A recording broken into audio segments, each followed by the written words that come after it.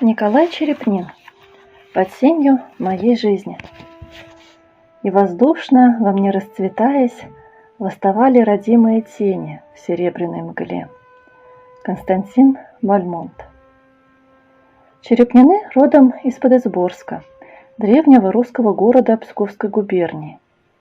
Род наш не старый, не столбовой, и, судя по выпискам из книг дворянского депутатского собрания Псковской губернии, появляется в них лишь с XIX века. Родился я 3 мая 1873 года в Санкт-Петербурге. Отец мой, Николай Петрович Черепнин, врач по профессии, был человеком чрезвычайно живым и одаренным.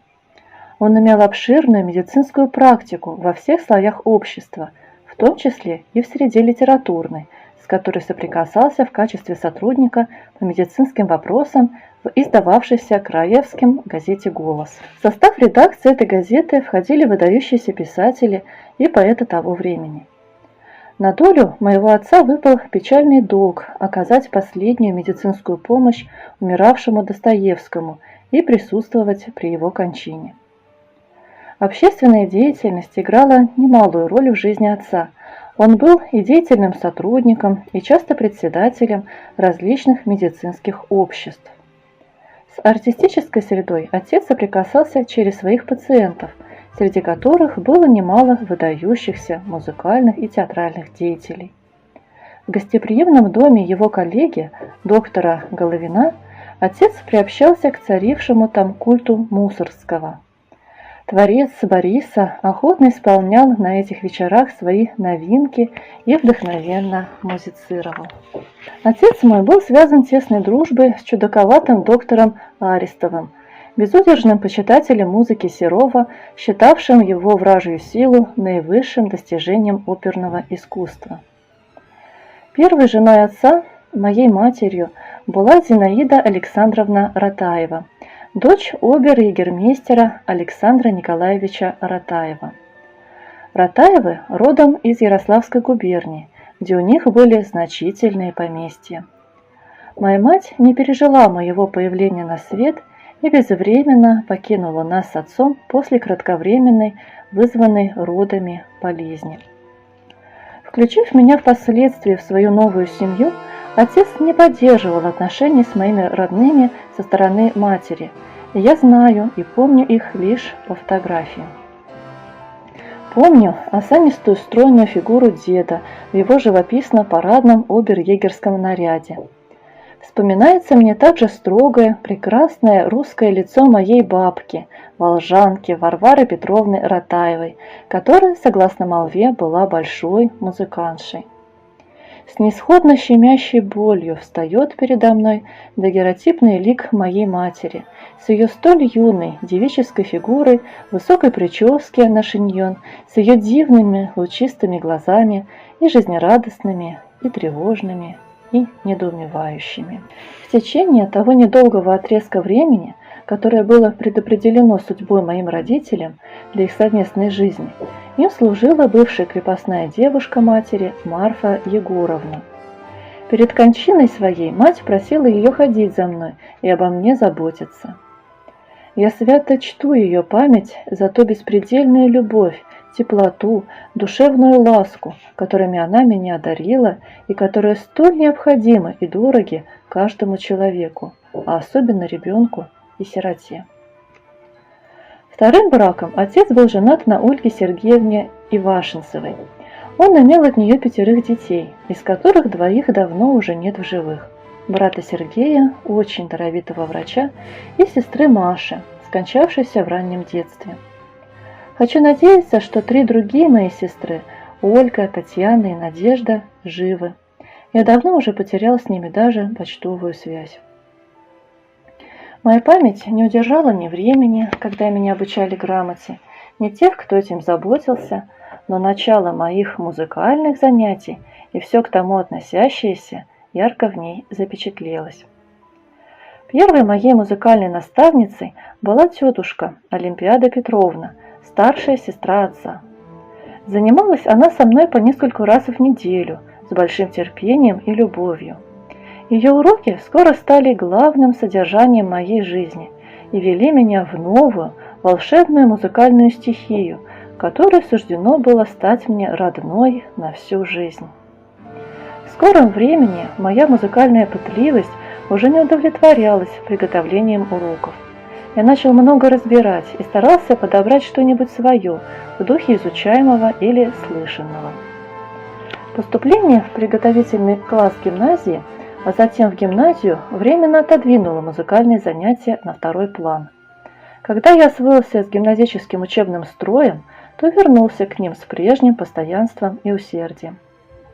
Отец мой, далекий от мысли, что я стану музыкантом по профессии, склонялся все же к тому, чтобы отдать меня в обучение серьезному музыкальному педагогу. Выбор его остановился на молодом преподавателе консерватории, впоследствии профессоре Московской консерватории Николае Егоровиче Шишкине, с которым он дружил по шахматной игре. Шишкин настолько подвинул мое музыкальное пианистическое развитие, что после перевода его в Москву профессор Демянский, один из весьма уважаемых профессоров нашей консерватории, впоследствии мой сослуживец, охотно взял меня в ученики. Демянский, пациент и друг моего отца, жил в одном доме с нами и даже на одной лестнице, что было очень удобно для работы. Он был весьма культурным человеком с университетским образованием. Игра его была, если можно так выразиться, очень сентиментальна, с приятным мягким душе. За уроками, в противоположность Шишкину, он больше любил говорить и объяснять, чем слушать игру учеников или сам играть. При этом он безудержно курил какие-то особые короткие папиросы с длиннейшим мундштуком и неуклонно посыпал пеплом клавиатуру рояля. Занятия с ним были очень приятны и интересны, но оставляли не столь глубокий след, как строгие, холодные и умные указания Шишкина. Познакомившись как-то с профессором Карлом Карловичем Зике, выписанным из Германии Рубинштейном в качестве капельмейстера, Зике был, между прочим, первым дирижером Хованщины Мусоргского. Отец представил ему меня и просил его меня прослушать. По-видимому, моя игра произвела на него благоприятное впечатление, и он предложил мне приходить к нему не для уроков, но для того, чтобы, как он говорил, расширить мой музыкальный кругозор. Его точная, дисциплинированная капельмейстерская игра раскрывала передо мной красоты Тангейзера, Лоенгрина, Тристана, Святой Елизаветы и многих других великих произведений немецкого гения. Играл он охотно и подолгу, я думаю, столько же для себя, как и для своего единственного восхищенного слушателя. Так играть могли, вероятно, Бюлов, Малер, Вейнгартнер и, наверное, причудливое дитя гофманской фантазии капельмейстер Крейслер. С той лишь разницей, что вдохновенная игра Крейслера по уходе всех его слушателей сохранила ему лишь доброго слугу Готлиба, чтобы загасить свечу. А игра капельмейстера Зикке зажгла во мне новую свечу, которая светит мне на протяжении всей моей музыкальной жизни. Находясь таким образом дома, в атмосфере вполне благоприятной для развития музыкальных способностей, я нашел такую же и в гимназии, сблизившись там в течение последних лет пребывания с Николаем Александровичем Елочичем, превосходным пианистом, принадлежавшим к семье, весьма близкой семье Федора Игнатьевича Стравинского, знаменитого баса, артиста Мариинского театра, отца композитора Игоря Федоровича Стравинского. Отсюда было уже, как говорится, рукой подать до самого римского Корсакова, культ музыки которого царил в обеих дружественных и родственных семьях. В эту орбиту через посредство Елочича был вовлечен и я. Слушание, проигрывание, изучение русской музыки, преимущественно музыки молодой русской школы и самого Николая Андреевича, стало нашей насущной потребностью.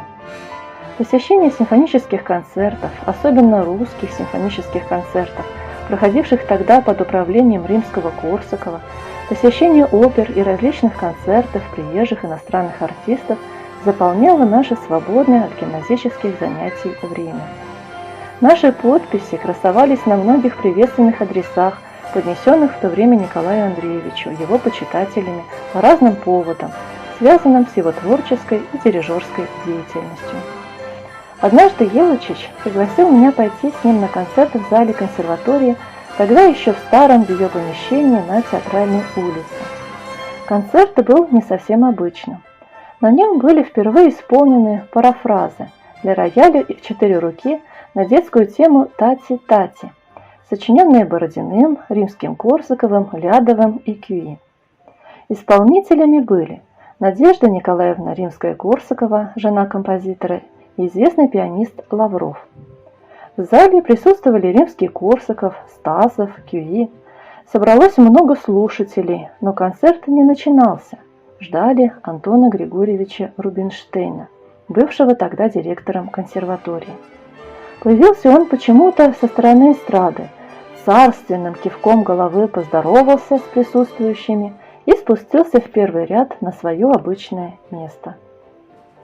Думал ли я тогда, слушая, как и все впервые, эти полные изобретательности, особенно гармонической, своеобразного лиризма, неисчерпаемых ритмических богатств и ярких блесток музыкального юмора, единственные в своем роде очаровательные музыкальные шутки наших славных композиторов, которым впоследствии пожелал присоединить свое имя Франц Лист, что со временем, почти полвека спустя, я сделаю попытку перевести их в оркестровую стихию, и что в своем новом, мною воображенном оркестровом наряде эти парафразы прозвучат впервые в Америке, в мастерском исполнении одного из лучших современных дирижеров Сергея Александровича Кусевицкого.